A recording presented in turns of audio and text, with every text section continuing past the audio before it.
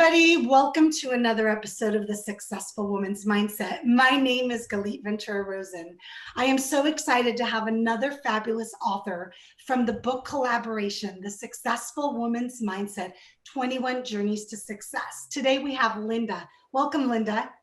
Hi, welcome. Thank you so much for having me. I am so honored to be a part of this amazing group of women. I'm excited to get started for so many reasons, which I know we're going to be able to share today.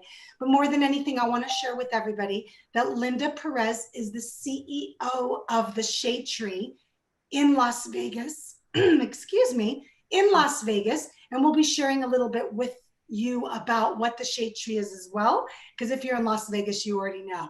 But before we do that, let's go ahead and jump into the first question.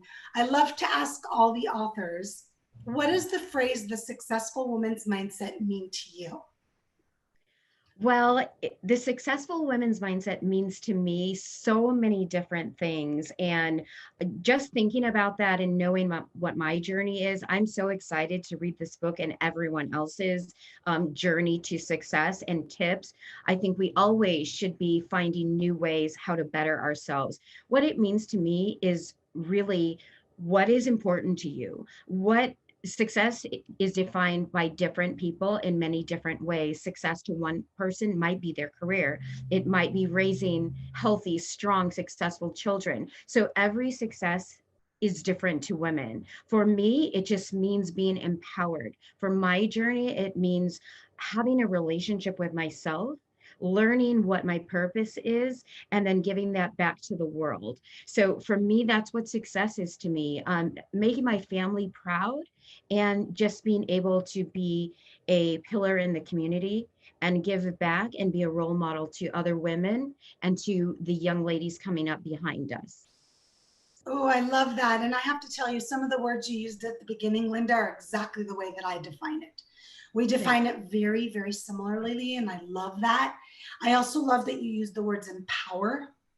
I think that an empowered woman, and also made it very clear that our success may not be your success. So, for example, if Jill is successful in one way, and then let's say Kim isn't, but she looks at Jill and she says, well, oh my God, she's so successful. And then she reaches for that, but then she's not happy. Right. And sometimes people look at other people's success and think, I need that, not realizing it's their own definition. What suggestion would you give anybody listening or watching to define their own definition of success? Well, I think that first of all, I think we all forget the power that we possess as women. Um, from our eyes have the ability to seduce. Our voices have the ability to captivate nations and large audiences. We're strong enough to lead, and yet we're gentle enough to nurture and be a mom and be all of that. So I think it's important. You can say it, women rock. Women rock. Yes, we do. Our audience are women, our authors are women. We can say that. We are amazing human beings. And I think we forget even how beautiful our minds are. One thing that I would say to people, giving just a tip or advice, is to never attach yourself to a person or a company or an organization or a project. Attach yourself to a mission, to a purpose. By doing that, you're always going to have peace in your heart, and you're always going to be able to just love everything about you and what you do. So I think that's very important to just realize the power that we have within and own that and use it and nurture it and always make it better and stronger. As women, it doesn't matter how high we get up on the totem pole, right? We're always having to find ways to better ourselves, to learn, and to always give back. I love the way that you said that. Attach yourself to a mission, not to an organization, a company, a profession, a mission. Because mission for us, for women like us, equals purpose. Yes. Yeah. I want to jump in for a minute before we go to the next question. So I want people to know what the Shade Tree is. I have a personal connection to Shade Tree because I've been involved now for over 11 years myself. It's quite funny because people think I work for Shade Tree. I get messages all the time with like questions about someone they might know that's going through domestic abuse or someone that needs a place to stay. And of course, I always respond. I don't say I don't work for you guys, but my personal connection has allowed me to personally know these CEOs of the company before you, and of course is you, which is a very neat thing for me. Right. So I'm able to call you a friend, which is so exciting. So Linda, Right. will you tell everybody what the Shade Tree is? Because if they're not in Vegas, they probably don't know. Yes. So, I know that people should never define themselves by their work. However, for me, my work is not work. It is absolutely my passion. And you'll be able to read about that in the chapter, just a little bit about me. But we are the largest shelter of our kind in the state of Nevada. Our clients are domestic violence, human trafficking, sex trafficking, and homeless women, children, and we have a partnership with Noah's Animal House, so we're able to house pets as well.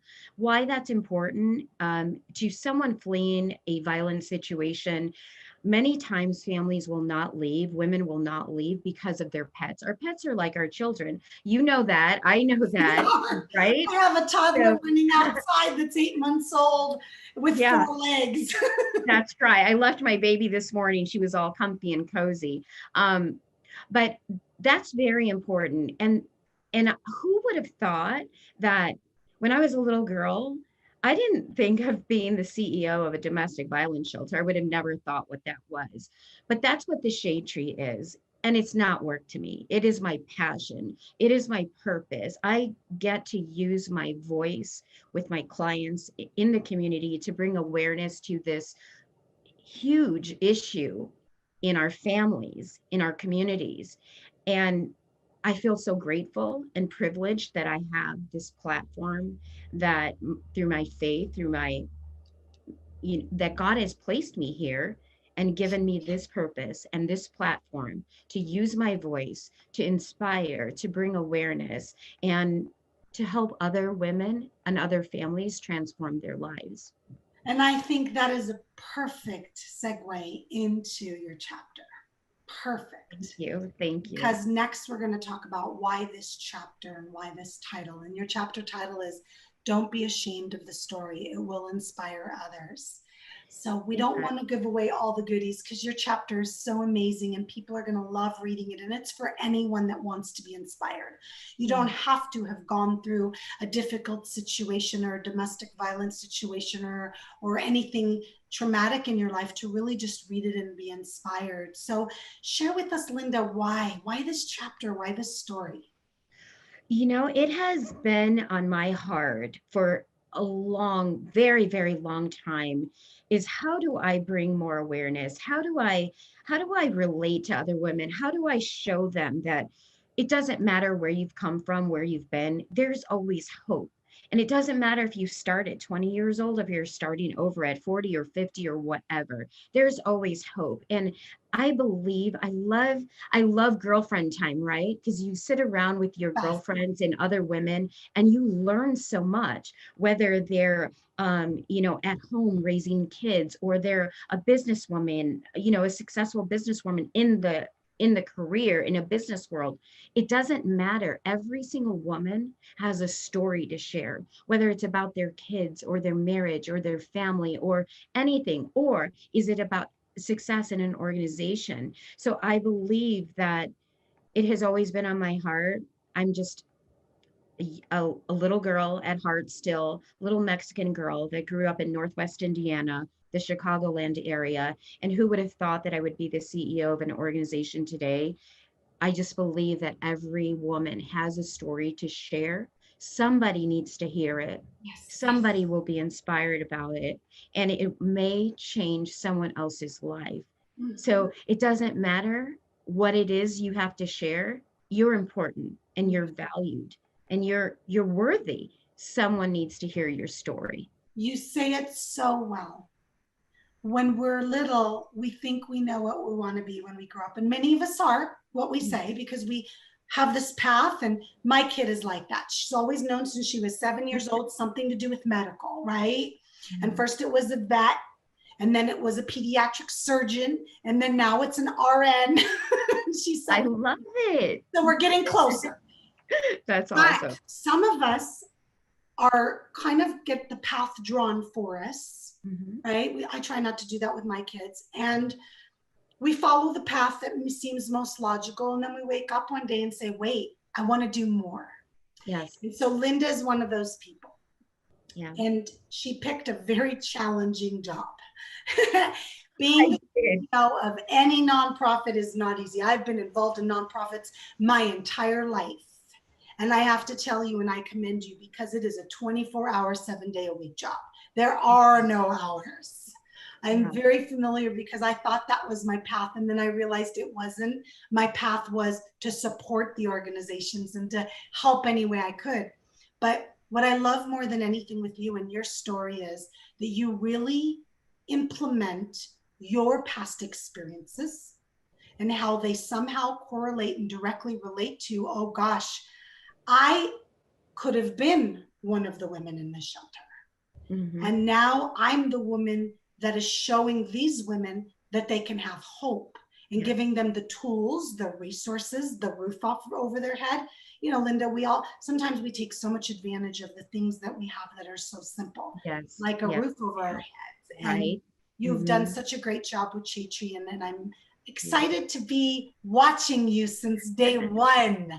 I know you have been a huge support to Escalate. You're a huge support to all women, but really, I was really blessed to know that you were already a part of this organization and everything that you do, not just for us, but the entire community. So I was really blessed to meet you and to have you be a supporter of us, but not just through the Shade Tree, a supporter of me as a woman and as a leader. And I appreciate you for that. I appreciate you too. And we're just going to have a love fest. Yes, exactly. Have a love fest. One of the reasons that I was so excited about putting together this book was because it was about women like you. Women that don't have the time to go write an entire book right now. Yes, you should, and you will. Yeah. You don't have the time.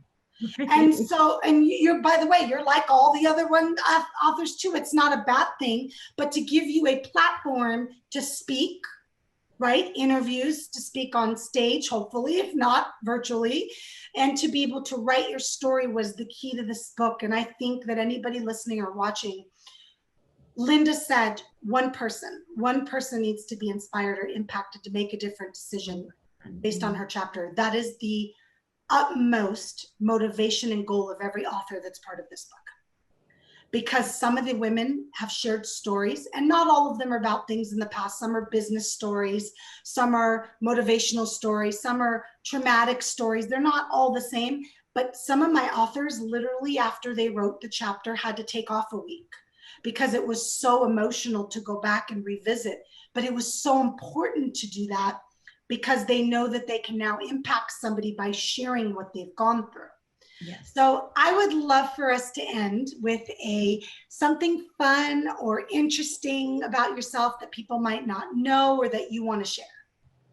You know, something that people probably don't know. Well, the closest people in my life do, but I think people would probably be surprised that I am absolutely fascinated with true crime. I have been following true crime since I was a very little girl. And I think my dad being a police officer probably had something to do with that. Yeah, but I became so fascinated with it. And it's something that I still do. If I have a day where I could just relax and catch up on stuff, I'm watching the ID channel all day. Yeah, so yeah, that is, you know, I fight violence, right? I bring awareness to what we do, but I'm so fascinated. And honestly, it just intrigues me how people think and I really think that it almost helps me in my career and in dealing with people to understand humans and their relationships and how they think and how they move. But I'm a true fan of true crime. Linda, we have another author like that. And that's really shared as her interesting characteristic. So I'm Mhm. going to have to let you know. I think it was Ariel. I'm almost positive, but I'll let Okay. you know. She said the same thing. She's fast, but she likes to watch, is the ID channel where they have all those detective shows and stuff? Yes, Okay, yes. cool. Mhm. So she's fascinated with the way the mind works. Yes. And I think it makes sense to me because it's not that we're interested, you guys are interested in the actual stories and what the people are doing. It's how are their brain working? How Yes. is their brain, their Mhm. thought process? What is it thinking? And I can see it. My boyfriend was obsessed with Dexter. Oh, yes. I actually just started watching that series. He's seen I it. He's seen the entire series twice. really, yeah, Yeah. I was like pretty fascinated with him too. Like I'm in it right now, Yeah, because, people loved that show. So for me, yeah. I'm one of those people that when I watch TV, which isn't a lot, but I like my me time, it's usually dramas. Yeah, I think I don't know during the why, because I don't dur- like drama, but I love it on TV. right, and I think it's been an escape because right, who would have thought we would be in a pandemic right now? So COVID and the lockdown and everything. I got to watch a lot of Netflix series. So, Dexter is on my list right now that I'm watching. Oh, good. Well, good. Enjoy. Linda, if anybody wants to learn more about Shade Tree Mhm, or connect with you to be part of the organization to help mhm. anything, what's the best place to send them? I do have my social media outlets, and on Facebook, I'm Linda C. Perez is my profile name, but it's Linda Christine Perez. On my Instagram, it is Linda Christine 272, and on my LinkedIn, it's also Linda Christine Perez. I I love connecting with people, especially women, and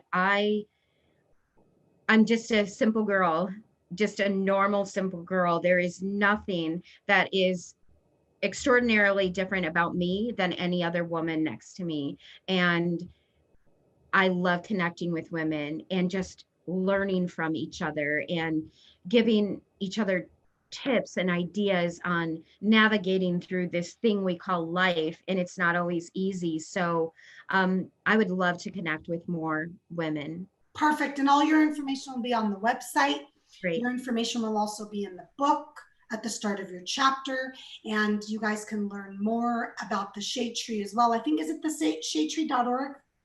Yes, it is the shadetree.org. I apologize, but yes, that is the Yeah, website I always for. forget about if it's com or org, but you can connect with Linda because she right now is the Shade Tree. So it's Yes, the same thing if you connect yes, with the same Linda. thing. But thank you so much for joining me. Thank you for being part of this book. Thank you for everything you do. You know how much I love my city.